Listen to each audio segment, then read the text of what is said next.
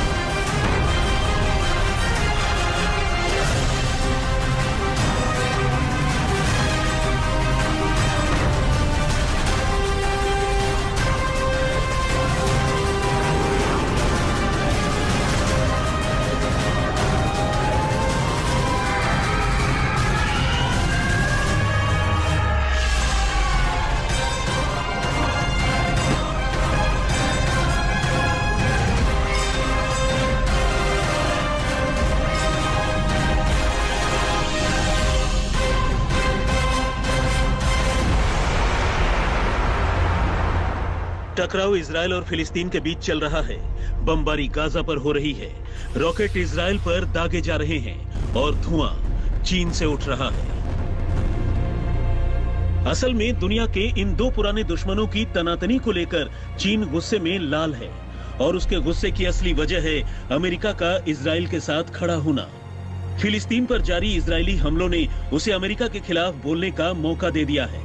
उसने अमेरिका से दो टूक सवाल पूछा है कि क्या फिलिस्तीन के मुसलमान नहीं हैं? क्या उनकी भी जान की उतनी ही कीमत नहीं है जितने दूसरे मुसलमानों की? असल में अमेरिका चीन में उइगर मुसलमानों की हालत पर अक्सर उसकी खिंचाई करता रहा है, लेकिन इस बार मौका चीन के पास है। अब जब बात ही इजराइल को लेकर हो रही हो, तो फिर इस मामले पर इजराइल भला कैसे खामोश रह सकता है? तो उसने इसी बीच चीन पर यहूदी विरोधी जहर घोलने का आरोप लगाते हुए उसे बाज आने की चेतावनी दी है।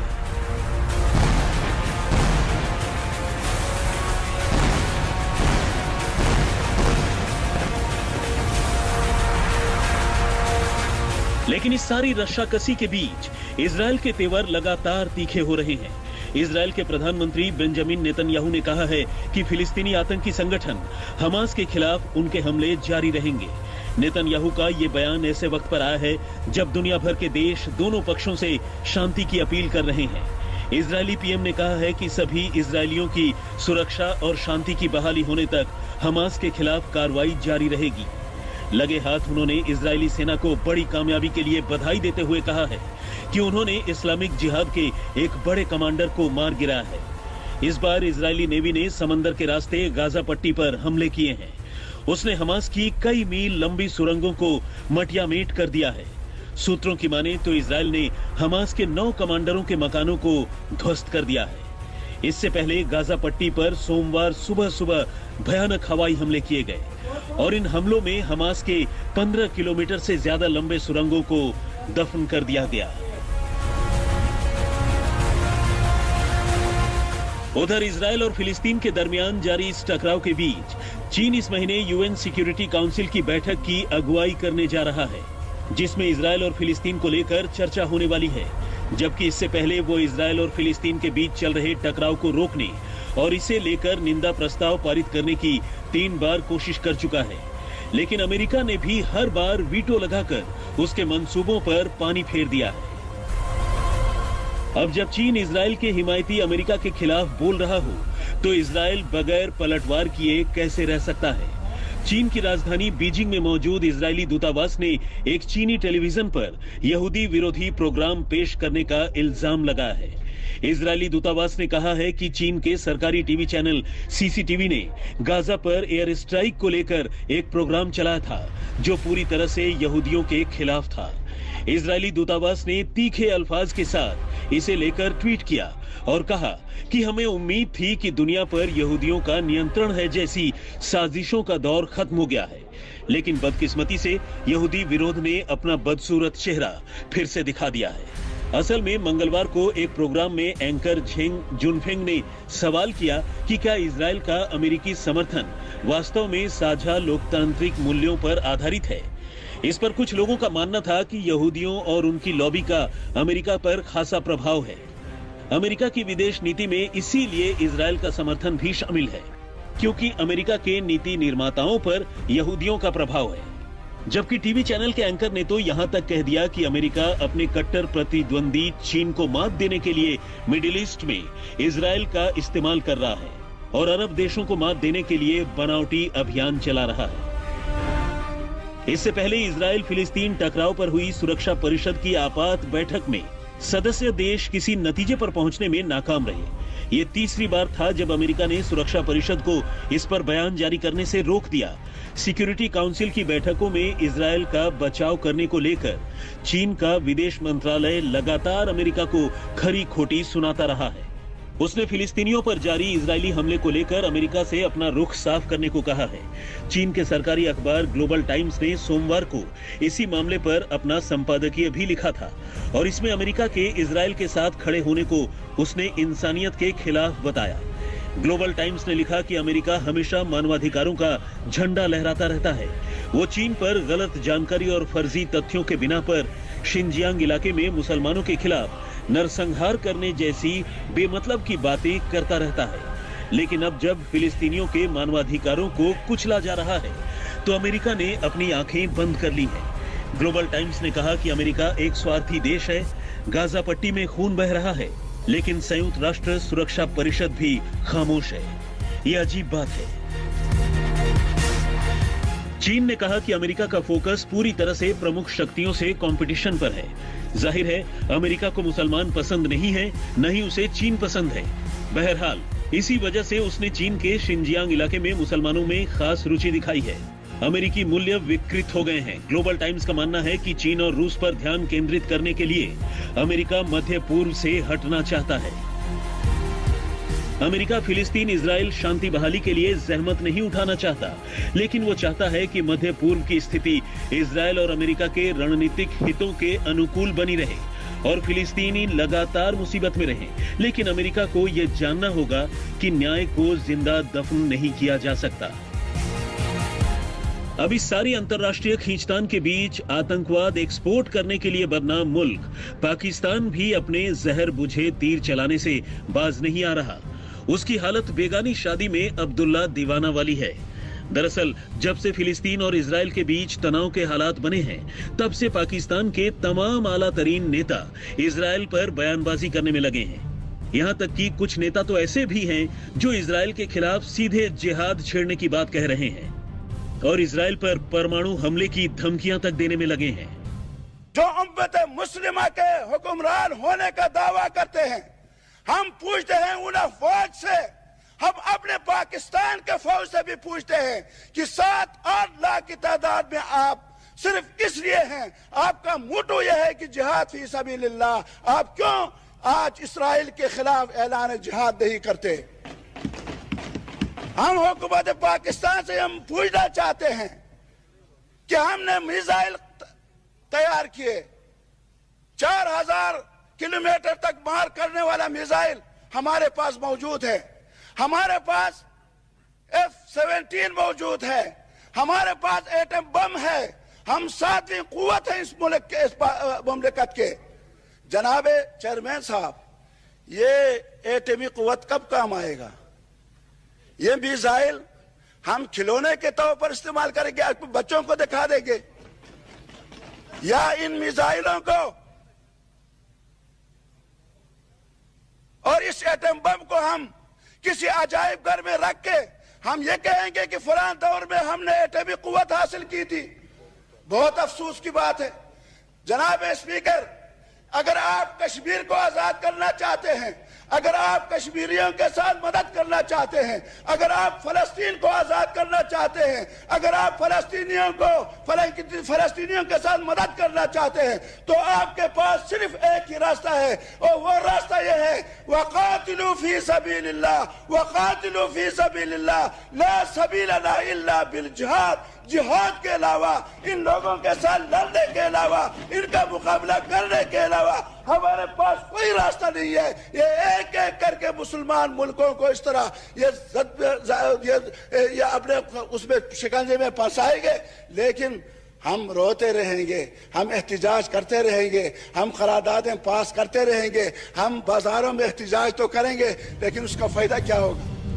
इसी बीच पाकिस्तान के विदेश मंत्री शाह महमूद कुरैशी लगातार न केवल ट्विटर पर इजरायल के खिलाफ बयानबाजी कर रहे हैं, बल्कि खुद को मुस्लिम देशों का सबसे बड़ा खैरख्वाह साबित करने के लिए इजरायल के खिलाफ मुस्लिम देशों की गुटबंदी करने में लगे हैं। इससे पहले इजरायल के खिलाफ मुस्लिम देशों को लामबंद करने के लिए कुरैशी तुर्की पहुंचे और वहां उन्होंने 3-4 और मुस्लिम देशों के विदेश मंत्रियों को अपने साथ लिया और इस मुद्दे को उठाने के लिए निकल पड़े संयुक्त राष्ट्र में। गरीब पाकिस्तान को खुद खाने के लाले पड़े हों, लेकिन फिलिस्तीन पर जारी हमलों के खिलाफ इमरान खान सरकार की तरफ से शुक्रवार को पाकिस्तान में बंद का ऐलान किया गया है। पाकिस्तान की हालत का अंदाजा इसी बात से लगा लीजिए कि जो पाकिस्तान अपने लिए दुनिया भर से कोरोना की वैक्सीन मांगते मांगते थक गया, वही पाकिस्तान अब फिलिस्तीन में कोविड वैक्सीन पहुंचाने का ऐलान कर रहा है। जाहिर है, ये सब जानते हैं कि पाकिस्तान को मिलने वाली ज्यादातर वैक्सीन चीन की तरफ से भेजी गई है और फटे हाल पाकिस्तान उन्हीं वैक्सीन को फिलिस्तीन भेजकर नेतागिरी करने में जुटा है। आज तक ब्यूरो। कई दिनों से इजराइल और फिलिस्तीन के बीच ठनी हुई है। दोनों तरफ से लड़ाई जारी है। बाकायदा रॉकेट दागे जा रहे हैं, बम गिराए जा रहे हैं, इमारतों को जमींदोज किया जा रहा है। लेकिन इस लड़ाई में अक्सर नाम आता है हमास का। अब सवाल यह है कि लड़ाई इजराइल और फिलिस्तीन के बीच है, फिर यह हमास कहां से आ गया? आखिर यह हमास है कौन? तो आइए आज आपको बताते हैं हमास की पूरी सच्चाई।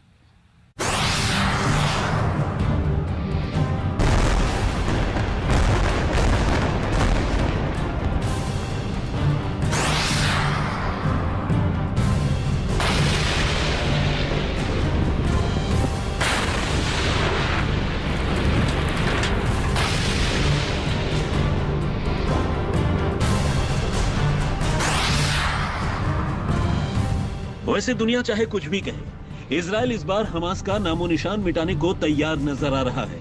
खुद इजरायली प्रधानमंत्री का यह बयान कि अब हमास के खिलाफ मरहम पट्टी वाली कार्रवाई नहीं बल्कि उसे जड़ से उखाड़ फेंकने का ऑपरेशन होगा, मौके की नजाकत को जाहिर करता है। लेकिन इन सब के बीच फिलिस्तीन की ओर से इजराइल से टकराने वाले हमास को लेकर कई सवाल हैं। सबसे बड़ा सवाल तो यही है कि आखिर ये हमास है क्या, इसकी शुरुआत कैसे हुई? तो आइए हमास और उसके इतिहास पर एक नजर डालते हैं। इसका पूरा नाम है हरकत अल मुकावमा अल इस्लामिया। इसका मतलब इस्लामिक रेजिस्टेंस मूवमेंट। रेजिस्टेंस यानी प्रतिकार या विरोध। इस संगठन की शुरुआत शेख अहमद यासीन नाम के एक फिलिस्तीनी मौलाना ने की थी। वो इजिप्ट के मुस्लिम ब्रदरहुड की फिलिस्तीनी ब्रांच का हिस्सा था। इसका गठन हुआ था दिसंबर 1987 में और इसी साल फिलिस्तीन में इंतिफादा की शुरुआत हुई। इंतिफादा यानी झकझोर देना, यह अरबी भाषा का एक शब्द है। फिलिस्तीन में शुरू हुए इंतिफादा मूवमेंट का मकसद था इजराइल से आजादी हासिल करना। इंतिफादा के जरिए वेस्ट बैंक, गाजा और पूर्वी जेरूसलम को इजरायली कब्जे से मुक्त करवाने का सपना देखा गया। 1987 के इस मूवमेंट को फर्स्ट इंतिफादा का नाम दिया गया। इसके भड़कने की फौरी वजह बनी गाजा चेकपोस्ट पर हुई एक फायरिंग की वारदात। यहाँ फिलिस्तीनियों का एक ग्रुप प्रदर्शन कर रहा था। इजरायली सैनिकों ने उन पर गोली चला दी, जिसमें 4 फिलिस्तीनी मारे गए। इसके बाद पूरे फिलिस्तीन में प्रदर्शन शुरू हो गया। इस वक्त तक फिलिस्तीनी ज्यादातर बिना हथियारों के ही लड़ते थे। विरोध का उनका मुख्य तरीका था इजरायली फोर्सेस पर पत्थरबाजी करना, और इसी बैकग्राउंड में गठन हुआ हमास का। 1988 में उसने अपना पहला चार्टर जारी किया। इसमें उसने अपना मकसद बताया। उसके दो प्रमुख टारगेट थे, इजरायल का विनाश करना और फिलिस्तीन के ऐतिहासिक भूभाग में इस्लामिक सोसाइटी की स्थापना करना। अब जब लक्ष्य ही ऐसे हों तो इजरायल से टकराव तो लाजमी ही था। अंतर्राष्ट्रीय समूहों ने इजरायल और फिलिस्तीन के बीच विवाद सुलझाने की काफी कोशिश की। बहुत बातचीत के बाद 1993 में ओस्लो एग्रीमेंट हुआ, जिसमें फिलिस्तीनी नेतृत्व की ओर से इजरायल को मान्यता दे दी गई और गाजा और वेस्ट बैंक में स्वशासन के लिए फिलिस्तीनियों की अंतरिम सरकार पर इजरायल ने भी हामी भर दी। लेकिन इन सब के बीच हमास उन गुटों में था जो फिलिस्तीन के अपने अधिकार छोड़े जाने का विरोध कर रहा था। उसे बंटवारा मंजूर नहीं था और इसी बैकग्राउंड में ओस्लो समझौते पर हस्ताक्षर होने के 5 महीने पहले अप्रैल 1993 में हमास ने वो किया जो आगे चलकर उसकी पहचान बन गई। उसने दिया इजरायल के खिलाफ अपने पहले सुसाइड अटैक को अंजाम। हमास को फिदाइन अटैक का यह आइडिया हिजबुल्लाह से मिला था। 1983 में हिजबुल्लाह ने लेबनान में फिदाइन अटैक्स शुरू किए थे और वो इसी तरीके को अपनी खूबी भी बताता था, और उसी से सबक लेकर हमास भी उसी रास्ते पर चल निकला। ये और बात है कि अब हमास ईरान और दूसरे देशों से मिले रॉकेटों के जरिए इजरायल को निशाना बनाने की लगातार कोशिश करता है। एक वो दिन था और एक आज का दिन। हमास का इजरायल के खिलाफ जंग आज भी जारी है। ये और बात है कि इजरायल हर बार इस टकराव में हमास पर भारी पड़ता रहा है। आज तक ब्यूरो। तो वारदात में फिलहाल इतना ही, मगर आज तक पर खबरों का सिलसिला लगातार जारी है।